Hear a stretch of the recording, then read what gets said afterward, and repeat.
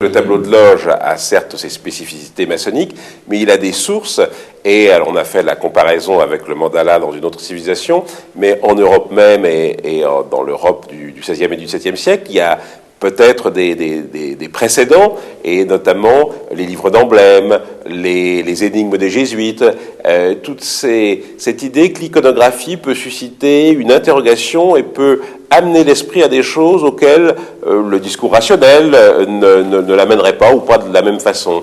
Et c'est vrai que quand on regarde par exemple les livres d'emblémata, je rappelle ce que c'est, ce sont ces ouvrages qui ont été très à la mode entre le XVIe et le XVIIe siècle, où en fait c'était des recueils d'images et on devait trouver la morale de l'image. Alors dans un premier temps, naturellement, on trouve une morale, et puis très vite on commence à grabuger et on trouve un sens symbolique, un sens ésotérique, un sens secret. Et donc là, on peut dire que les emblémata, ou les énigmes par lesquelles les jésuites étaient célèbres à l'époque, dans leur méthode éducative, ouvre la voie, si on peut dire, à cette idée d'une image symbolique forte que sera le tableau de loge au XVIIIe siècle.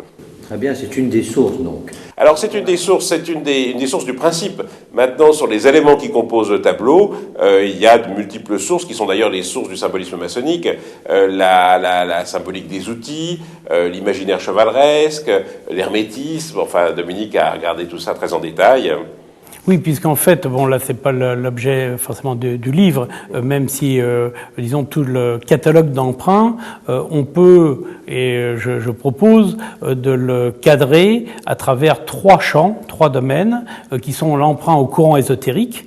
Et donc, il faut, j'allais dire, enlever le flou de courants ésotériques, mais les identifier précisément. C'est-à-dire les emprunts à l'alchimie, et il y en a beaucoup. Les emprunts, on va dire, l'angélologie. Les emprunts à la numérologie.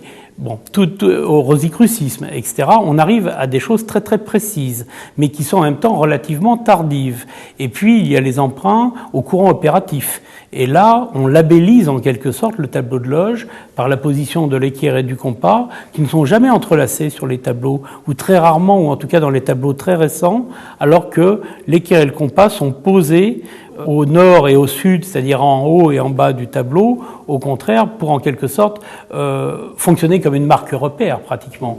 Et certains tableaux vont être identifiés grâce à cet équerre et ce compas. Donc il y a une présence des outils et des outils opératifs beaucoup plus prégnante qu'on ne l'admet communément, et notamment dans les hauts grades. On a tendance à considérer que l'opératif, c'est terminé avec les hauts grades. Or, on s'aperçoit au contraire qu'il y a des outils qui sont très présents et qui vont en quelque sorte être importés ensuite dans les tableaux de loge des grades bleus, alors qu'ils viennent des hauts grades au sens originel.